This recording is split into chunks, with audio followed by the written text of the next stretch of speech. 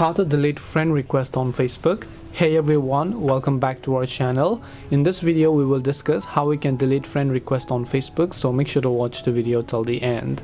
If you want to delete friend request on Facebook, all you have to do is go ahead and then first of all launch the Facebook application, and in order to view the current request, you'll be able to simply tap the friends icon here, and then you'll be able to see a list of friend requests that you received.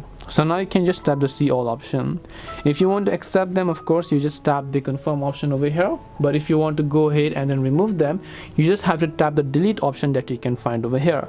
So basically you can tap on delete, and then you should be able to delete those requests that you receive from these specific people, and this way you'll be able to delete your friend request on Facebook. Hope this video was very helpful. If you have got any more questions, feel free to leave them down below. Thank you very much for watching till the end of our tutorial, and see you soon in our next video.